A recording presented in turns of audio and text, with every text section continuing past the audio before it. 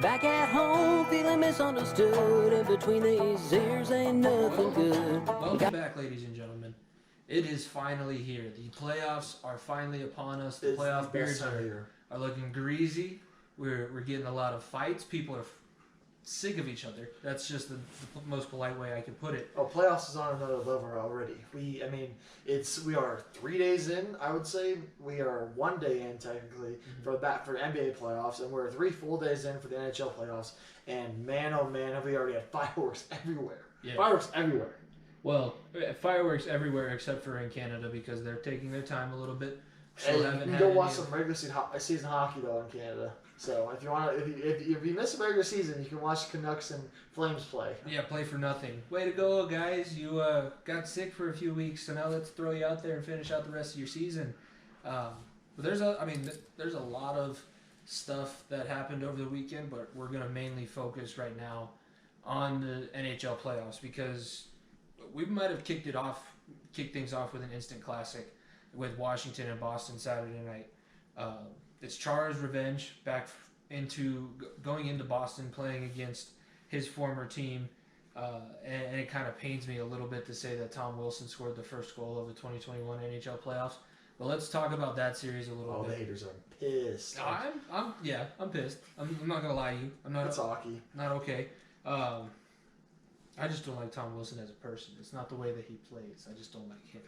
Let's look at that series. So in game one, we have the overtime finish at 2-2, and then Washington able to put it past Oshie and Wilson with the assist. So what did you see in that game that kind of dictates some of what you're expecting from the matchup? Well, I mean, first of all, we talked about playoffs specifically are very, very dependent on consistent goaltending. And we saw both teams very inconsistent. That's what we said in this division when we previewed it last week. All 4 of these teams have inconsistent goaltending. I would say maybe the most consistent is the Islanders, and they're one of the long shots in the division compared to the other teams. And with the Islanders with Varlamov, if you look at both these goalies, Craig Anderson has played well. Don't get me wrong, former Colorado Avalanche as well. He didn't look very comfortable when he first got in. No, he definitely did not. But then you throw on the other side, Tuukka was doing too good stuff in the playoffs. It was not good at all. Tuukka was wandering, and you can't have Tuukka wander in the playoffs. That's just a recipe for disaster. It was. I mean, this is a series that I think may go 7. If you look at the back and forth, both teams had their stars. I mean, you talk about Oshie and Ovechkin and all those great guys they have up front there in Washington. All they needed really to get back to the promised land was another big interior defender. And they got that in Zdeno Chara. Everyone thought Chara was washed up. Oh, we can't play big-time minutes. And here he is playing his former team. I think that there's something to what was said about Chara because I go back to the playoff series against the Lightning in the bubble, and third-line guys are just skating right past Zdeno Chara. He was a liability, but he doesn't play the same role. He doesn't have to control an entire side of the ice. He's more of a middle defender, and he's doing well in that role. That series is tied up 1-1. I think I agree with you with it going 7 games. There's just not a whole lot of separation throughout the entire Eastern playoffs. And we saw that if we start talking about the other matchup with New York and Pittsburgh, the Islanders stealing game 1 in overtime. That was not something I was expecting, mainly because Pittsburgh got out to a lead, and then New York, who's a team notorious for not being able to score, was able to score back and then beat them in overtime. I thought that was a hellacious effort, and it might show that maybe that series is a little bit closer than originally thought of as well. I said Pittsburgh would probably win this one in 5. I mean, between Pittsburgh and New York, I think all 4 of these teams are very, very even keel all throughout the season. There was never a team that you're like, oh, this team's far and away. Everyone thought it was Boston at first. Then they fizzled off. Everyone thought that was Pittsburgh for a little while. And then Tristan Jarry showed why he's a young goalie. And then you look at teams like the Islanders and and the Caps, who the Caps have a lot of experience going deep in playoffs. Winning a cup not too very long ago. And then the Islanders are just hungry. They're young, they're hungry, they got nothing to lose. They're just out there. They're basically standing up for the city of New York because after what happened with Tom Wilson and the Capitals, at least somebody is standing up to them in the Islanders, and we saw that a little bit in Game 2. They came out swinging, and that second period they were all up brawling almost after it pushed in the pipe. There's been a lot of scrums in the Eastern Division playoffs. Nobody's happy with anything going on. Well, I mean, you got to remember, every single team has played each other since the very first. No one is playing anyone new. No, this is no one. This is the one good thing that I thought we were going to get out of the playoffs, and it's been confirmed and maybe even personified more than what we were expecting. But all of these teams just are sick of playing each other. They want to play somebody new, and we saw it in the very first game. That Washington and Bruins game, there was a scrum. There's a couple fights. There's big hits being laid all over the ice. And the set margin for error right now is not very big. These teams are winning 1-2 goal games a lot of the time, going into overtime. Playoff overtime hockey is simultaneously the best and worst thing in sports. Well, first of all, you want to talk about playoff hockey. It is way better than what it used to be because it used to be 3-on-3. And we did not have 5-on-5. And 3-on-3 overtime is fun for regular season, but overtime 3-on-3 hockey, anything can happen. 5-on-5, the overtime hockey, the best team wins on that night. The best team on that night wins, and there's no doubt about that. When it comes to 3-on-3, things are just flying everywhere, and things can get crazy, and it's just weird things happen. When you have regular 5-on-5 overtime hockey, which they did change 4 or 5 years ago, it makes it a lot more even keel, and the real winner is the team that played the best. Yeah, I just think if it's your team that's playing in overtime hockey, it's the worst because you can never relax. I was very hesitant to relax at any point when I was watching. Dom and I were casting the Avalanche game for Colorcast, but when it's a couple teams that you don't really care about, like when the Capitals and Bruins went to overtime, that was a lot of fun to watch. And for whatever reason, TJ Oshie gets he goes to another level when it gets to overtime. And that's where you're going to start seeing some of these teams pronounce. Because honestly, we didn't get to see a lot of the other teams from around the league. Who knows what team is ready to make a Stanley Cup run? We know the Avalanche because we've been watching them. This is kind of where we're going to decide who from the other divisions is really poised to go deep into the playoffs and who is maybe fraudulent a little bit. Yeah, Oshie has one of the biggest on-off switch, and because when he wants to turn it on, there's very, very little people that can keep up with him in the league.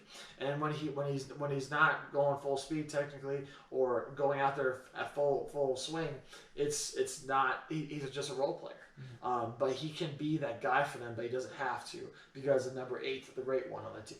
Yeah, Ovechkin's having a big impact. He always does. He's a threat to score from anywhere on the ice. He is most likely the best goal scorer of the past generation since Gretzky in the NHL.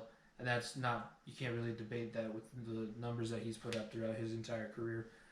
Let's move on to the Central because we actually have the Tampa Bay and Florida game going on. The battle for Florida, even though I don't think many people are caring right now in this building when it goes back to Tampa. I beg to differ, honestly. You see what full capacity stadium after game 1. Look, they care about hockey in Florida right now because their baseball teams suck. I mean, the Rays aren't good. Their football teams are bad. They have the Heat, but that's about it basketball-wise. I'm going to tell you right now, Florida is becoming slowly, I would not say right now, they're slowly becoming a hockey state because there have been a lot of great talent and the amount of fans, especially game 1, that building was rocking. And that game 1 was back and forth, and the crowd was getting into it. Even though Florida lost the first game, that you could tell that the momentum of having almost a full capacity crowd was worth it. I think they've done this a little bit before, quite some time. Like Quenneville, this is incredible what Quenneville is doing because going into the season, Florida was looked at as like the 5-6 in this division because you have the Carolinas, you have what we thought was going to be a really good juggernaut Dallas Stars team, maybe looking to make themselves go on a little bit of a run, or Nashville, who went to the Cup final 4 years ago now. Whenever they won their President's Trophy banner, a long time, yeah. Whenever they hung their President's Trophy banner, that's the last time that they were in the Stanley Cup final. And they've been a real big surprise, which is great to see. And they're holding their own against Tampa Bay. It's not like the Lightning are having an easy time. Game 1 could have very easily, there could have been a no call, and they could have gone into overtime. Well, I mean, talking about Tampa Bay, they are the equivalent. Excuse me, the equivalent to the LA Clippers. Their stars didn't play throughout the season. They said let's chill. Like we won a cup. I mean, the difference between them is that Tampa Bay has won it, and the Clippers have not done anything ever. But they said, you know what, there's 3 seasons in basketball and hockey, in my opinion. There's 3 seasons. There's pre-All-Star break, post-All-Star break, and postseason.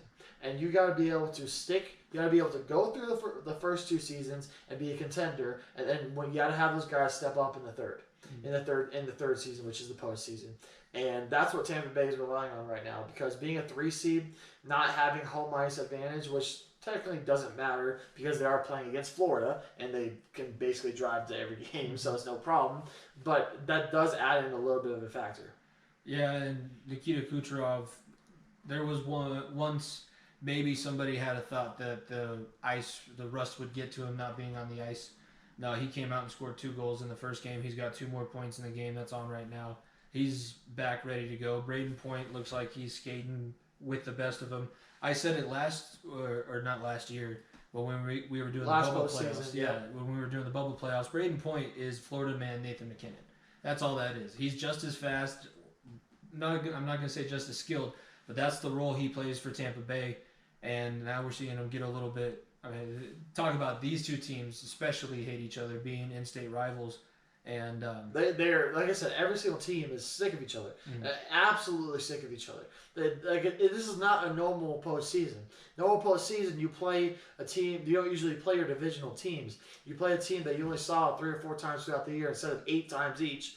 And it's a different feel because, yes, by the 6th or 7th game, if it goes that far, things get chippy. Things start swinging. But we're seeing swinging in the first game because each of these teams played 8 long games. And look, there's a difference there's a difference between why NHL doesn't usually have series and why MLB is able to. Because MLB, you see one team, you won't see them for another month.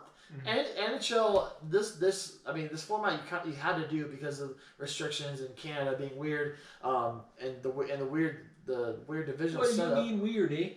But I mean, look, you're seeing chippiness. It was chippiness at the end of the season. The last month of the season, it was all people pushing, fighting. Teams that had nothing to play for were picking fights just because. And that's because that's all they could play for. Now you're seeing it from the best teams in the league doing it. Yeah, it's been a step up of level of play for sure. The other series going on in the Central, not as nearly as competitive as what Florida and Tampa Bay is. Carolina and Nashville. Talk about getting the luck of the draw. Nashville is the only team that I think really didn't deserve their playoff spot. They only got it because the bottom 4 of their division was just that bad. The Central had the Blackhawks, the Red Wings, and Dallas. Yeah, Dallas did not finish very well, and they also had Columbus. So they had 3 of the top 5 worst teams in the NHL in their division. So that series surprised me because Nashville got up to a 2-0 lead, and then Carolina woke up and remembered, oh yeah, we can play with these guys. Jordan Staal scored 2 goals. They ended up beating them 5-2 and really just showed that they can do whatever they want in the series. Yeah, Jordan Staal was a part of that Hurricane team that won the Cup in the 2000s. He's been around forever. He has been a staple for the Carolina Hurricanes, and now you see at that time when he was on that team, he was the young gun, but now he's the vet that's just trying to get these kids back to the promised land because Carolina is a damn good team. I love the atmosphere they have because they had a full packed arena too, and that was absolutely fantastic to see. And you can tell that those teams with mostly like home ice advantage means something. It does mean something. We don't have full capacity. Some stadiums do, some stadiums don't. Depends state by state. But having at least 75%, 60 to 75% makes a difference. Big time. It doesn't matter where you are. You talk about Florida, who had basically a sold out first game as much as they could. Second game as well, very close to that. And it's just constant pressure. That's why it was so big for the Avs to secure home ice advantage Because look, the Avalanche's record 24-6, I believe, at home, something crazy along those lines, and that makes a difference because you force the opposing team to take one or two away from you on your home ice, and it is very, very difficult to do that in this situation. Yeah, I think it plays a lot. If you're that much better than the team you're playing, home ice advantage is even that much more pivotal. That's where you get the 4-game series instead of getting pushed to 5-6 games because you kind of messed around in the regular season. I know that we talked about the President's Trophy curse, and we can get to the Avalanche now in that series. I know that we talked about that, but also I know that in the Avalanche history, they have never not won. I don't think they've ever won the President's Trophy when they didn't win the Stanley Cup. I believe that is correct. And the last, they were they're like third to last team that won the President's Trophy and went on to win the Stanley Cup back in 2001. Yeah, I mean, well, Tampa Bay did it last year. Everyone remembers that, but it's crazy to see because in the history of Denver sports, only 5 times in the history of of sports in the state has one of the teams been at the top of the league at the end of the regular season. The last time it happened was the 2013 Denver Broncos with Peyton his first year. So it hasn't been done in a long time. Before that was the Avs in 2001. So it has been a minute, and it's cool to see. Like I said, things are buzzing at Ball Arena. It's more than the normal atmosphere because the first couple weeks of the season, we were like, "Oh man, this is fun to watch," but like, is it sustainable? Is it sustainable? Are they going to be able to? Are they going to be able to deal with teams trying to body them up? And boy, are they bodied the fuck out of the St. Louis Blues. That's all I could say about that. Everybody. Like Patrick Nemeth, he played terrible down the stretch in the regular season. I was thinking that was going to be a bad trade move by Joe Sakic. He played at an absolutely outstanding level last night, clearing pucks.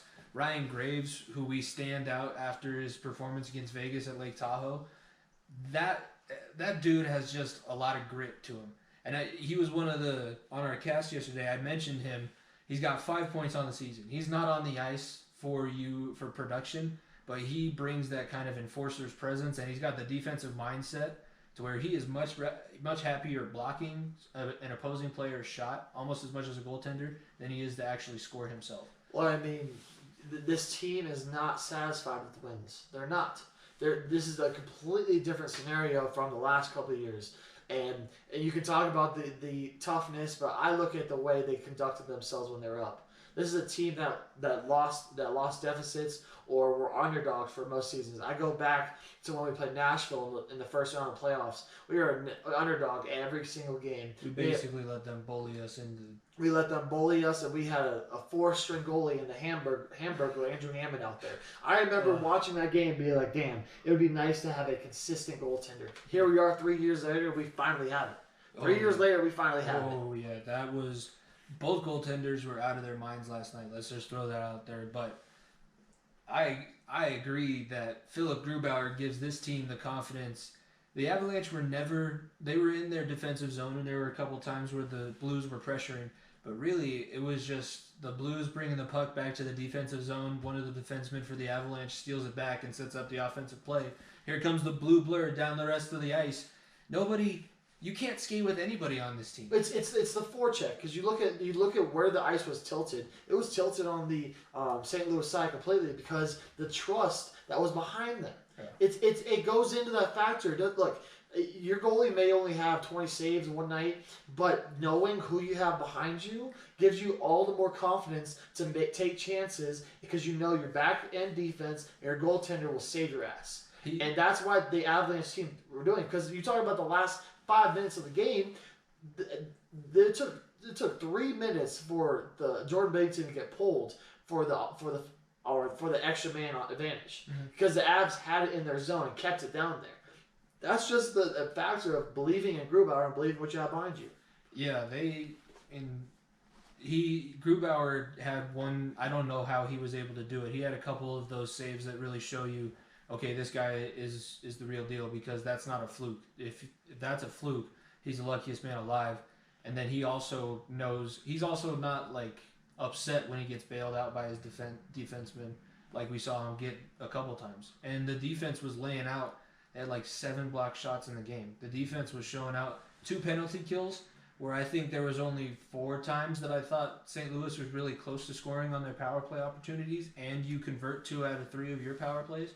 There was just not a whole lot negative that you can say about the performance last night, other than, you know, it would have been nice to get a few more goals on Bennington because you put 50 shots on goal and only got four out of it. I mean, it helped me because I had the under. I took the under. I took the under. The under was 5.5 goals, and we had 5. So when the Avs were holding the puck in their own zone the last 2 minutes, I was loving life. Our plays of the week are leading to you winning money on your under because I don't know how they happened, but they did, and the goal didn't count. We should probably preview what we think coming up with this series because we may or may not have an extra episode start coming out for the second part of the week for the playoffs, but they will play the night that this is coming out. So Wednesday, if you're listening to this live on the Unhinged Sports Network, this will be the very late game now because, you know, we started at 10 p.m. Eastern the other night. Why not start them at 10:30? But this shout out NBC with those terrible timing because there's 2 games as we're recording. There's 2 games on right now in the second period. There's 1 game that's about to start halfway through the second period of the other ones. The timing is just terrible. I can't wait for the ESPN deal to come. It's a long time coming, and I'm glad that it's finally here. What are we seeing from Wednesday night? I think that it's going to be. I'm kind of on the fence. I think it's either going to be a lot closer of a game where the Avalanche have to pull it out late. Maybe it's tied 1-1 going into the later stages of the third period. Or it could be another situation. This series is on the brink of maybe turning into Arizona from last year, where the Avalanche are just the more dominant, more physically imposing team, and they put so many shots on goal that you can't stop that many shots. So I'm on the fence as how this series is going to go. I think it's going to be dependent on the first period. I think that's how it's going to set the tone. If the Avalanche come out firing like they did at the end of that game, and St. Louis just comes out to try to punk them, then it's going to be a different story. If the Avs aren't able to receive the blow and then send it right back, then we may have a game on our hands. But I think the Avs are going to come out. I mean, obviously I'm biased here, but they're going to come out swinging. It's going to be, like I said, this team is determined for 16 wins. This team's not happy with 1. This team is not happy with 1, not happy with 2, not happy with 3, not happy with 4. We're going all the way to 16. This team is damn determined to get there one step at a time. I think that fight from Landeskog too, it was a huge moment. It was about halfway through the first period, and the Avalanche were a little bit groggy. It wasn't necessarily a dirty hit on Rantanen, but he did go after him for it just to establish it. And I don't think he was establishing it for this game or this series. I think he was establishing it for the entire playoffs. This is how the Avalanche have to come out. And when you're feeling a little bit apprehensive, maybe you got to throw a little bit more caution to the wind. Because Landeskog did that. He's not a guy, he's fought before, and he normally wins when he fights. But he's not a guy known for fighting, and he absolutely thrashed Braden Shen. Yeah, well, I mean, Landy said a great in the post-game press conference. They asked him, was that your goal in the first period? He said no, but I saw somewhat of a late hit, and I had to send a message. That's your captain, your team that sent a message. Landy talked about, when he was coming up in the juniors, he was a little bit of a fighter because he wasn't the flashiest guy out there. So he had that experience with him. He said, I'm not letting anything happen to McKinnon or Rantanen at all these playoffs, and I am just as skilled as both of them, but I'm going to be the tone setter. He had a Gordie Howe hat trick, for Pete's sake. Yeah, he has half as many Gordie Howe hat tricks as Gordie Howe ever had. That's 1 fight, 1 assist, and 1 goal. He had 2 goals on the night, but that guy's leadership, he's been a captain at every single level he's played at. I listened to him on Spit and Chicklets, so I was able to get a little bit more into his backstory. Every single level, and he was growing up in Sweden, and he had the chance to play in their kind of like super junior league. That's the equivalent to it. And he said, no, I'm going to go to Canada and play in their super juniors and figure this whole thing out. Had to learn English, had to learn how to play North American style hockey because it's a lot different than European hockey. And in the span of 6 months, he was wearing the C for the team that he was playing for in Canada. This dude is a born leader. The only reason why he wasn't wearing the C his first year was because that was Hayduk's last season. Yeah. And the year before that was Adam Foote's last season. So that's the only reason why he wasn't wearing the C. And then he took it over as a young guy. He said, I'm not gonna act like I'm better than you because I'm not the most skilled guy out there, but I'm gonna lead by example. And that's exactly what he's done. Everything that he shows, everything that he stands for is everything that is going right with this Avalanche run. And it gives me a lot of hope. I'm wearing Makar scored a goal, so I'm wearing my Cale Makar jersey, but this is not the lucky jersey throughout the playoffs. Maybe one of these days I'll let you see in my dark den when I watch the Avalanche games by myself. I might post the lucky jersey there. Let's move over to the other Western Conference matchup. Minnesota, the Young Bucks stole a game from the Big Bad Golden Knights, and this was a defensive battle. I mean, it was 0-0 at the end of regulation. Neither team could get anything across, and Minnesota absolutely stole one right out from underneath the nose of the Las Vegas Golden Knights. What does this mean for the series moving forward? Because I thought that this was the way Minnesota would have to go about the series, win as early as possible, and then be able to kind of make sure that you keep Vegas off their game. So are they going to be able to do that, or maybe Vegas comes back and goes, oh yeah, we are that good, we're going to beat you up a little bit? Well, I mean, you talk about the biggest one of the teams that the Vegas struggled with the most, and that was Minnesota. Not only was it the Avs, but it was Minnesota. You look at what happened in that first game. Talk about Cam Talbot for a minute here. Cam Talbot had a hell of a game, and he has been he's going to be the X factor for Minnesota going into winning that series. And talk about what Fleury showed as well. I expected that. I didn't expect a game like what we saw in what was the game that went like 6-4. I can't think of the ones. Might have been Tampa game or I forgot which game it was. One game had like 10 goals in it. And it was just nuts. This series is going to be one in between the pipes and which goalie has the best game at that moment. And I mean, history goes on the sides of Vegas because of who they have in net and Fleury and who he is. But that strategy of alternating your goalie every other game just because you want to get Fleury some rest may come back to bite them in the ass. Because Fleury hasn't played back-to-back games now, I don't know how long. Yeah, I think that they're still trying to hold out hope or maybe entice the Seattle Kraken that Robin Lehner's still number one goaltender if possible, or maybe make Fleury look good and pick up another expansion roster sweater. I'm going through here. I didn't realize Vegas only won 3 times against Minnesota in this season. In the regular season, Vegas only beat Minnesota 3 times, which I don't know how... This is so new and so different of a format. I don't know how much that means, but that is significant because that's why that game, the 70 game was so important because the Avs knew what they had in line. It wasn't necessarily that we'd rather play the Blues. It's we'd rather Vegas play Minnesota because Minnesota was right on our tail as well. So they were in contention of the 2 seed. So it wasn't necessarily getting caught or catching up. It was getting caught from behind us and knowing what's behind us. And it was very nice that a President's Trophy and the number 1 seed came with all this because that is actually even more important, being the number 1 seed in the entire league. When and if, hopefully, I knocked on wood like 8 times in the last 24 hours. Knock on wood with us too.